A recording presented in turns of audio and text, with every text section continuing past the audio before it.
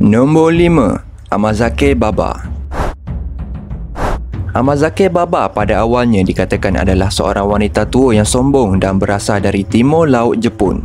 Ada pula yang mengatakan wanita ini pada dahulunya dia adalah seorang ahli sihir yang mengganggu penduduk-penduduk kampung di sana dan berubah menjadi Amazake Baba selepas kematiannya. Di samping itu, ada pula yang percaya bahawa Amazake Baba adalah dewa penyakit yang membawa penyakit-penyakit ini untuk dilepaskan kepada penghuni-penghuni rumah. Menurut kisah legenda dari Miyagi dan Amori mengatakan Amazake Baba ini akan muncul pada malam musim sejuk dan melakukan perjalanan dari rumah ke rumah. Dia akan mengetuk pintu rumah dan menyeru kepada penghuni rumah dengan bunyi suara kanak-kanak. Jika anda menyaut seruannya sama ada ya ataupun tidak, mereka ini akan ditimpa jatuh sakit dan kemungkinan anda akan menempah maut. Manakala jika seseorang itu meletakkan daun cedar di depan rumahnya, sama ada digantung ataupun ditanam pohonnya, mengatakan Amazake Baba tidak akan mengetuk pintu rumah anda atau mengganggu anda dan dia akan berlalu pergi ke rumah yang lain. Sehingga hari ini, patung-patungnya dapat dijumpai di bandar-bandar di selatan Jepun, di mana ibu-ibu yang mengunjungi patung-patung ini pula akan memberi kehormatan kepadanya supaya anak-anak mereka tidak jatuh sakit dan supaya dapat mengelakkan dari penyakit. Nombor 4. Akateko.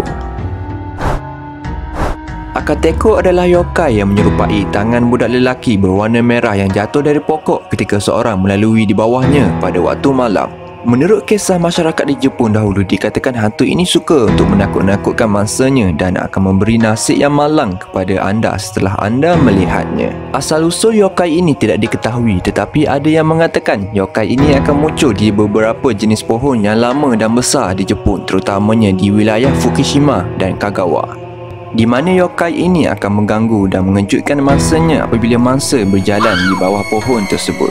Di wilayah ini juga dikatakan yokai Akateko akan bekerjasama dengan yokai lain yang dikenali sebagai Ashi.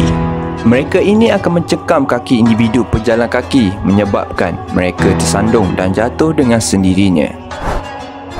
Ada yang menceritakan dahulu terdapat beberapa orang telah melihat sosok gadis cantik yang berusia belasan tahun yang memakai furisode, iaitu pakaian tradisional Jepun, yang berdiri di bawah sebatang pokok dan di pokok tersebut terlihat banyak tangan kanak-kanak yang tergantung. Setelah mereka menyaksikan kejadian itu, dikatakan mereka ini segera diserang demam panas dan boleh membuatkan seseorang itu seperti dirasuk oleh sesuatu. Nombor 3. Ame-onna. Ame-onna adalah yokai yang akan muncul pada waktu malam dan memanggil hujan ke mana sahaja mereka pergi.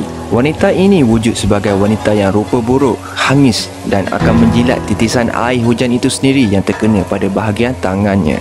Tangan yokai ini juga dikatakan seperti binatang liar dan gemar menculik kanak-kanak bermain pada waktu malam. Ame-onna juga dipercayai ada berkaitan dengan dewa hujan, namun tidak seperti dewa-dewa yang lain yang baik hati, di mana dewa ini digelar sebagai penculik kanak-kanak dan sering mengganggu masyarakat di sana.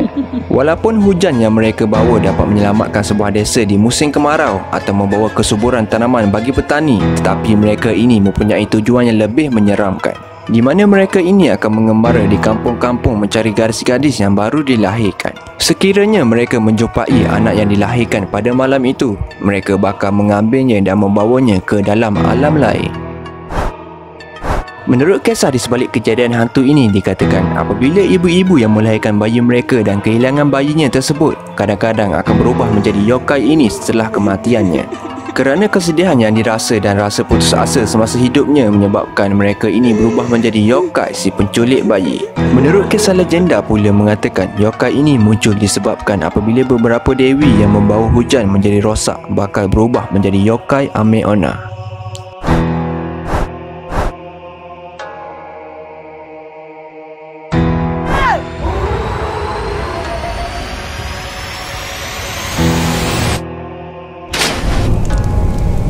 Ame-onna.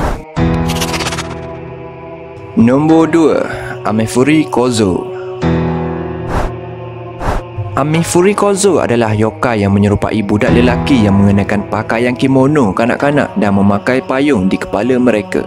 Walaupun penampilan mereka seperti kanak-kanak, tetapi yokai ini dibebankan dengan tugas yang sangat penting menyebabkan hujan ke mana-mana sahaja mereka pergi, umpama awan yang akan terbentuk dan hujan turun mengikutinya. Pada zaman kuno di China pula, Amen Furikozo dianggap sebagai hamba dewa hujan yang dikenali sebagai Ushi dalam bahasa Jepun, di mana dikatakan ke mana sahaja hamba dewa ini pergi akan membawa hujan di sekitarnya. Menurut kisah legenda mengatakan Amen Furikozo adalah yokai pemalu dan jarang berinteraksi secara langsung dengan manusia. Namun mereka suka mencuri payung mangsanya dan memakainya sebagai penutup kepala. Kemudian yokai ini jugalah menyebabkan hujan turun ke atas mangsa mereka. Nombor 1. Eo Andon.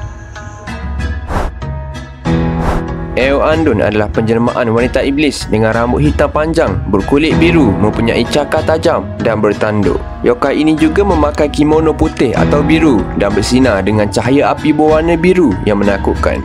Semasa zaman Edo dahulu, aktiviti musim panas yang popular di kalangan kelas bangsawan adalah berkumpul dan menukar cerita hantu antara satu sama lain dengan harapan rasa takut itu dapat menyejukkan badan mereka ketika musim panas. Aktiviti ini disebut sebagai Hyaku Monogatari Kai Daikai, iaitu bermaksud pertemuan 100 kisah hantu. Permainan ini dimulakan dengan menyalakan 100 lilin dan diletakkan di dalam talong kertas biru yang disebut sebagai andun, di mana andun ini dikatakan dapat mewujudkan suasana seram yang sesuai untuk bercerita tentang kisah hantu. Pada awalnya mereka akan menyalakan ke semua 100 lilin di ruangan bilik aktiviti itu dijalankan.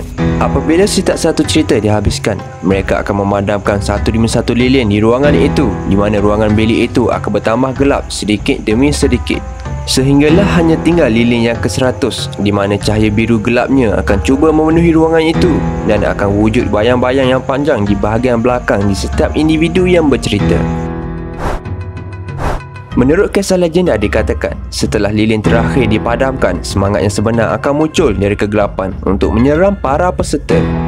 Ada yang mengatakan selepas Andon keluar, ia akan menghantui para peserta pada malam tersebut. Dan ada juga percaya Andon hanya muncul untuk mengejutkan para peserta setelah lilin terakhir dipadamkan.